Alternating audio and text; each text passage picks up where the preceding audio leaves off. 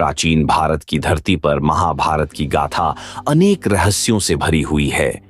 उन्हीं में से एक है द्रौपदी का असली रहस्य और उन्हें पांचाली कहे जाने का कारण। द्रौपदी का जन्म राजा द्रुपद के यज्ञ कुंड से हुआ था। वे कोई साधारण कन्या नहीं थीं, बल्कि अग्नि से प्रकट हुई थीं। उनके जन्म के साथ ही एक भविष्यवाणी हुई थी कि वे एक महान युग का साक्षी बनेंगी और धर्म की स्थापना में सहायक होंगी। द्रौपदी को यज्ञसेनी भी कहा जाता है क्योंकि वे यज्ञ से उत्पन्न हुई थीं। द्रौपदी का मूल नाम कृष्णा था क्योंकि उनका रंग श्याम वर्ण था, लेकिन उन्हें पांचाली इसलिए कहा जाता है क्योंकि वे पंचाल देश की राजकुमारी थीं। पंचाल जो राजा द्रुपद का विशाल और समृद्ध राज्य था, वहीं उनकी जन्मभूमि थी।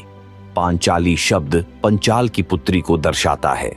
द्रौपदी का 5 पतियों की पत्नी बनने का रहस्य भी बड़ा अद्भुत है। इसका संबंध उनके पूर्व जन्म से है। मान्यता है कि अपने पिछले जन्म में द्रौपदी ने भगवान शिव की कठोर तपस्या की थी और उनसे एक उत्तम पति की कामना की थी।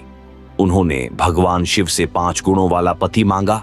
बलशाली, भीम के समान धर्मपरायण, युधिष्ठिर के समान वीर और पराक्रमी, अर्जुन के समान सुंदर और आकर्षक, नकुल के समान गुणी और विद्वान, सहदेव के समान। भगवान शिव ने द्रौपदी को आशीर्वाद दिया कि वे अपने अगले जन्म में इन 5 गुणों से युक्त 5 पतियों को प्राप्त करेंगी। यही कारण था कि द्रौपदी को पांचाल की पुत्री होने के साथ साथ पांचाली भी कहा गया। द्रौपदी केवल एक पत्नी या रानी नहीं थीं, बल्कि वे धर्म की प्रतीक भी थीं।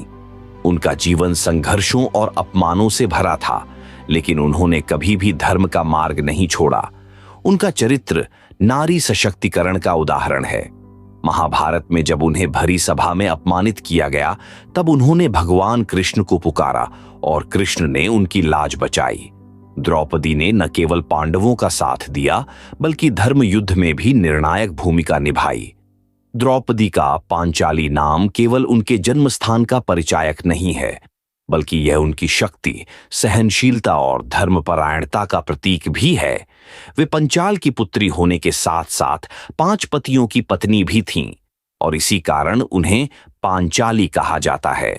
उनकी कहानी हमें सिखाती है कि किस प्रकार कठिन परिस्थितियों में भी धर्म का मार्ग नहीं छोड़ना चाहिए और न्याय के लिए सदैव तत्पर रहना चाहिए।